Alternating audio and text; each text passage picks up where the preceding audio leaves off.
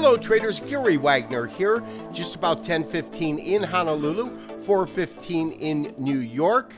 It is Monday, August 22nd, 2016, and this is the Daily Report for Gold and Silver. We do have moderately lower pricing in the precious metals across the board, with the Jackson Hole meeting getting underway this week and statements made by Fed President Fisher put some definitive pressure on the precious metals. We currently have gold trading off about $4, $3.80, $3.90 at 1342.40. The low today, 1335.40. That's critically important. We will absolutely want to touch upon that and our stop. The high today has been 1345.70. When we look at spot is at 1338.18, off roughly same net change, off about $2.50 with a low of, call it 32. We'll round it up 2 cents at 1332, and the high 1341.20. Lastly, we'll take a quick look at silver. Silver under significant pressure today, off about 2% on the day, or 39 cents, 40 cents at $18.88. Let's take a look at our first chart. So traders, absolutely no doubt, a little bit more pressure to the downside than I would have liked. Nonetheless, it is what it is. And I want to really talk about our stop today. We have a stop sitting below 1335. Of course, we are long this market. We are long with it against us about $10, a little bit more than that. 1342, we're in at 1354, so about $12. Absolutely have this defined range on the upside. We can see where we've had headwinds and real resistance. When we take a look at our lower line, absolutely no doubt, we broke below that lower line today, but what is significant is the fact that even with this lower close, closing off about $3, $4 on the day, it closed back within this compression triangle. And to me, that is critically important, the fact that it did come back into alignment. Now, we have a stop, and the stop is simply below 1335. And I do want to address that because the lows that we have seen in the market have been 1335.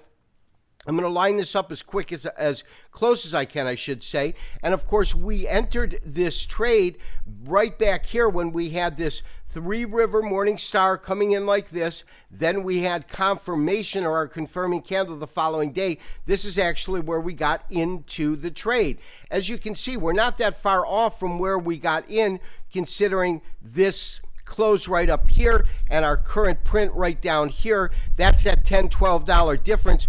At the same time, we are also seeing this market continue within this compression triangle. My sense is that as it reaches the apex, there will be a release of energy. We will get a sizable move. My expectation is that would be a break to the upside, and that's based upon one strong fact, and the fact is that whenever we look at a compression triangle, it will typically break, and let me go ahead and kind of realign this chart, but it will typically break to the underlying predominant direction that exists in this trend. And so as you can see, I'm just trying to get us back to really the beginning of the year. There we go. To the beginning of the year, and there's absolutely no doubt when we look at where the price was 6-8 months ago, back in 2015, beginning of 2016, and to where we're at now, the primary direction of trend has absolutely been higher. And so that's one of my primary reasons for believing that we will still see a break to the upside. Now, obviously, anything is possible when they meet in Jackson Hole, and depending on how these statements come out, we could get some added volatility, and that's why I want to address the stop. Typically, when I say to put a stop below 1335, I'm talking about $1, maybe $2 behind it. In this case, I'd be more comfortable putting it $3 to $5 underneath 1335 to account for any kind of volatile swings that come in the market, but aren't really a true breakout. We kind of saw that here today when we had the market touch those lows, and so far this stop has held quite eloquently. But as I said, I would be more comfortable with this stop a little bit looser than we typically look at. So traders, that being said, My recommendation is to maintain your current long position, maintain your stop, make sure though that your stop is loose enough to account for a little bit of fluctuation during this particular period this week with Jackson Hole getting underway to account for any kind of volatility in the market.